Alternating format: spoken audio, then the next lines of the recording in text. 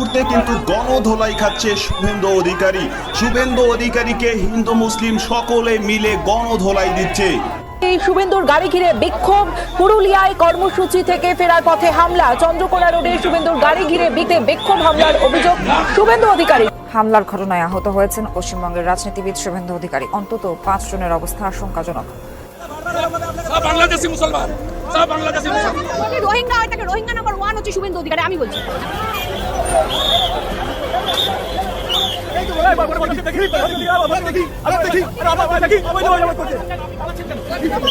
শুভেন্দু অধিকারী গাড়ি যাচ্ছে এবং তার মধ্যে কিন্তু এখানে স্লোগান করা হচ্ছে। শুভেন্দু অধিকারী গাড়ি যাচ্ছে এবং ইতিমধ্যে কিন্তু এখানে স্লোগান করা হচ্ছে।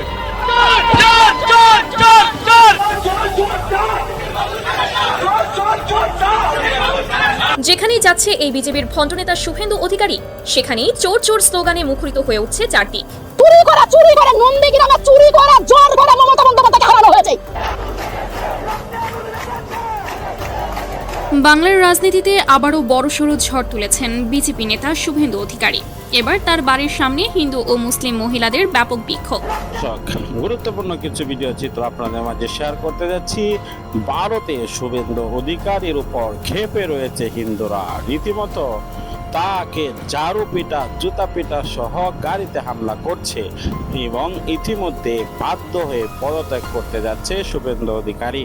আসুন বিস্তারিত ভিডিওটি লাইক করে শেষ পর্যন্ত দেখি, তাহলেই বুঝতে পারবেন। বাংলাদেশি মুসলমান, সব বাংলাদেশি মুসলমান। রোহিঙ্গা হয়, তাকে রোহিঙ্গা নাম্বার 1 হচ্ছে শুভেন্দু অধিকারী, আমি বলছি।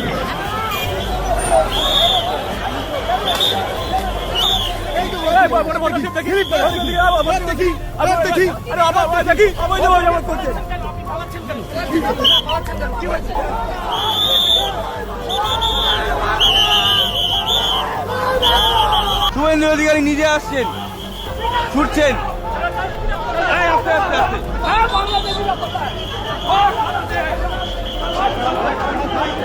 রীতিমতো ছুটে বেড়াচ্ছেন।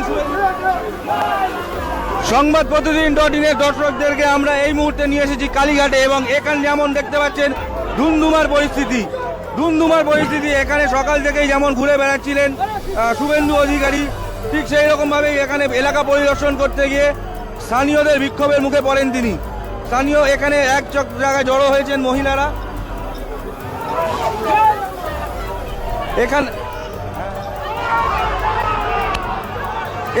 এখানে জড়ো হয়েছেন স্থানীয় মহিলাদের বিক্ষোভের মুখে পড়েছেন তিনি। এই ছবিটা সরাসরি আমরা দেখাচ্ছি আপনাদেরকে সংবাদ প্রতিদিনের চ্যানেলে। জয় বাংলা স্লোগান তুলছেন মহিলারা। জয় বাংলা, জয় বাংলা। সকাল থেকেই একে একে বিভিন্ন অঞ্চলের বিভিন্ন বুথ পরিদর্শন করে চলেছেন শুভেন্দু অধিকারী। সেই বুথ পরিদর্শন করার পথেই তিনি এসেছিলেন কালীঘাট চত্বরে, যেখানে কিনা মহিলা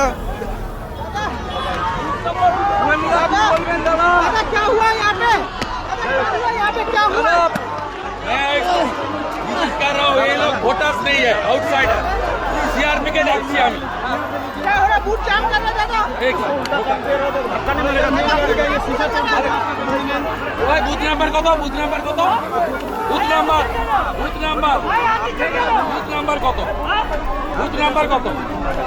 100 মিটারের মধ্যে জমা দাদা। 100 মিটার কাম করবে। বুথ নাম্বার কত? 117। এই বুথ নাম্বার কত? খটিক সরান আগে। হ্যালো, সুস্মিতা বুম দাও, সুস্মিতা বুম দাও। হ্যালো, এরা এতটাই হতা দাদা ক্যামেরা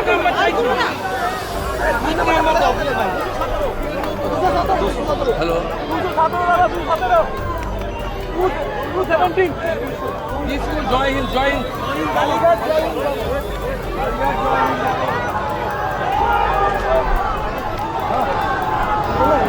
दादा क्या हुआ दादा? यहाँ पे क्या हो रहा है दादा? बूथ जाम क्यों किया जा रहा है दादा? दादा ये वोटिंग देखिए, ये सब आउटसाइडर है, वोटर नहीं है।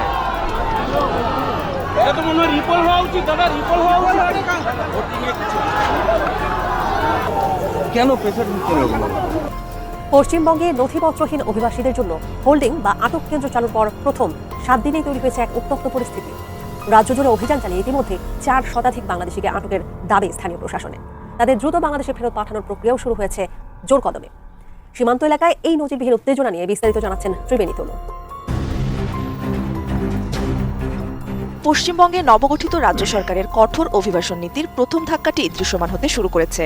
ভারতীয় সংবাদ মাধ্যম দ্য ইন্ডিয়ান এক্সপ্রেস এবং স্থানীয় প্রশাসনিক সূত্রের তথ্য অনুযায়ী রাজ্য জুড়ে অফিসিয়াল হোল্ডিং সেন্টার চালু হওয়ার মাত্র প্রথম এক সপ্তাহেই প্রায় 400 জন কথিত অবৈধ বাংলাদেশিকে অনুপ্রবেশকারী হিসেবে আটক করেছে পশ্চিমবঙ্গ প্রশাসন। আটককৃতদের সবাইকে দ্রুত নিজ দেশে ফেরত পাঠানোর আইনি প্রক্রিয়া এখনও যুদ্ধকালীন তৎপরতায় এগিয়ে চলছে। আমি বুঝি নির্মাণের শিল্প, সালাম স্টিল বোঝে ডিউরেবিলিটি, সালাম স্টিল মোস্ট ডিউরেবল স্টিল। পরিসংখ্যান অনুযায়ী সবচেয়ে বড় অভিযানের মুখে পড়েছে উত্তর 24 পরগনার বসিরহাট পুলিশ জেলা। সেখানে 335 জন কথিত নথিপত্রহীন অভিবাসীকে আটক করা হয়েছে।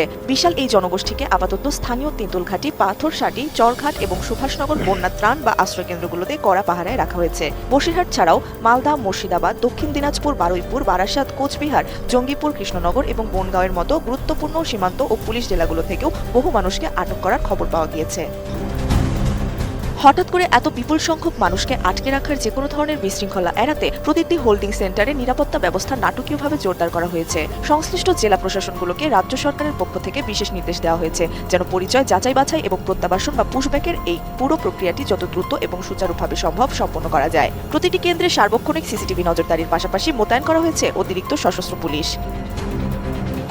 অভিযানের মুখে পড়ে কেরালায় নির্মাণ ও অন্য খাতে কর্মরত 4 বাংলাদেশি শ্রমিকও এখন আটক কেন্দ্রে বন্দী জীবন কাটাচ্ছেন। 26 মে দেশের টানে বাড়ি ফেরার উদ্দেশ্যে তারা হাকিমপুর সীমান্ত ফাঁড়িতে এলে বিএসএফ এর হাতে ধরা পড়েন। পরে তাদের উত্তর 24 পরগনার একটি আটক কেন্দ্রে পাঠানো হয়। আটক যুবকদের একজন ফোনে জানান, ইতিমধ্যেই বিএসএফ ও স্থানীয় প্রশাসন তাদের আঙুলের ছাপ সহ সব ধরনের বায়োমেট্রিক তথ্য সংগ্রহ করেছে। প্রায় 8 মাস আগে দালালের মাধ্যমে ভারতে যাওয়া এই যুবকদের কড়া জিজ্ঞাসাবাদ করে জেনে নেওয়া হয়েছে তাদের ভারতে প্রবেশ ও কাজের সব বিবরণ।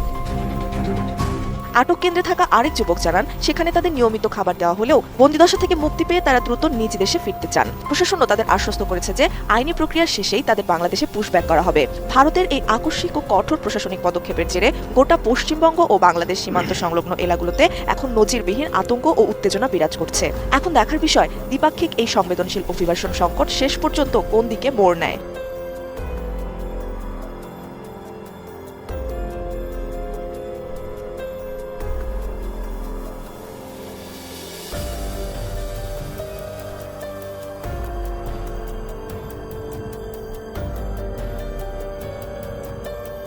সম্পূর্ণ ভিডিওটি দেখলেন, বুঝতে পেরেছেন ভিডিওটি গুরুত্বপূর্ণ। অন্নপূর্ণা ভান্ডার নিয়ে যে চাঞ্চল্যকর কিছু তথ্য সামনে আসছে এবং সেগুলোর জন্য ক্ষেপে রয়েছেন হিন্দু নারীরা, শুভেন্দু অধিকারী সবশেষে বাধ্য হয়ে পদত্যাগ করতে যাচ্ছে। প্রিয় দর্শক, পরবর্তী সকল আপডেট সাবস্ক্রাইব করে সাথে